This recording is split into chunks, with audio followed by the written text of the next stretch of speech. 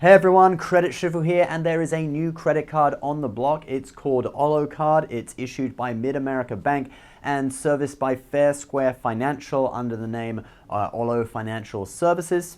Fair Square CEO Rob Hadgood, who had previously held senior positions at Capital One, said in an interview with the Delaware Business Times, "We believe there is an opportunity to better meet the credit needs of hard-working Americans while helping them achieve their financial goals." So it's a credit builder or credit rebuilder card, which makes sense because credit building was kind of Capital One's thing. Ollo card also has quite a nice credit education section on their website with beginner, intermediate level, and advanced level articles. The card currently only has one review on Credit Karma, 5 stars. Rewards card for fair credit. This is a good card for your second stage of credit building. The Ollo team is new and hungry, and it looks like they will issue cards to those that are a year or two past a disaster. I wonder if it was someone from the Ollo team that wrote that. Anyway, on other websites, the card has more mixed reviews. One person says that his bank doesn't recognize Ollo, so it's hard for him to pay the bill online. In another more positive review, someone said that they have a credit score of 650 and a Chapter 7 bankruptcy on their credit report from back in 2014, and they were approved for the Ollo card, which kind of defends the card's reputation as a credit builder card. Let's take a look at a few more details of the card. There are 2 cards, Platinum and Rewards. The Platinum one has no annual fee. I think the person writing this review doesn't know what an annual fee is. They list no annual fee as a con. Anyway, there's also a Rewards card which earns 2% cash back on everyday purchases like grocery and drugstores, and it's $39 per year. The major selling point of these cards is the fact that they don't have many fees. There are no foreign transaction fees, no returned payment fees, and no over-limit fees. And while there is a late payment fee of $38, they won't hit you with a higher penalty APR if you miss a payment. They also start charging interest only after your due date. And this is a thing you should be careful to check with these relatively unknown credit building cards. Credit One is the main offender with this. In their terms and conditions, they say, if your account has a grace period, interest will not be charged on your purchases if the entire balance is paid in full by your due date each month. For accounts with no grace period, interest is charged from the posting date. If you don't have that grace period, it means that you'll start paying interest after you have made a purchase, and it then posts on your account, normally 1 or 2 days after the purchase. How do you find out which Credit One cards have a grace period?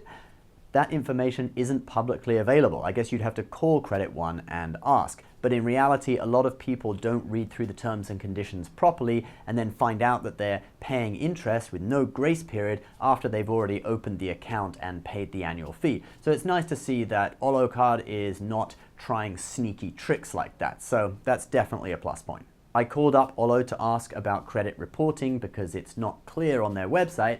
They said that the card does report to all 3 credit bureaus each month, which is important for a credit building card. People on the MyFICO forum have also said that the card gives you a hard pull on the Experian credit bureau when you apply. However, the Ollo card's APR is the thing that gets criticized the most in online reviews. It is on the high side at 24.99%, and although they say it's variable, they don't give a range, so it's currently just set at 24.99, but you do get a grace period, so if you always pay in full, you won't pay any interest. Now, I would say these cards look reasonably good for people who are building credit. Obviously, the drawbacks are the high APR, the problems with paying online that people have reported, and there's also no smartphone app for the card, although that's something that could change in the future. And one more thing, it's invitation only. Yep, you heard me correctly. Invitation only, like the Amex Centurion card. It's an exclusive club, baby. I phoned them up and asked them, a few questions, and one of the things I asked was, is it really invitation only? And the guy on the other end of the phone confirmed, yes, invitation is by solicitation only, so you can't phone up and say, hey, could I be considered to apply? It really is invitation only. You have to just receive the invitation through the mail. So I guess they're targeting people with a certain level of credit score who are obviously building or rebuilding credit. I don't really see why it has to be invitation only personally, but whatever. And that could change in the future anyway. So if you have received the invitation, I've basically outlined most of the key details of the card in this video. There's no real hidden nastiness in this one. You do have a grace period. It's not like credit one or whatever.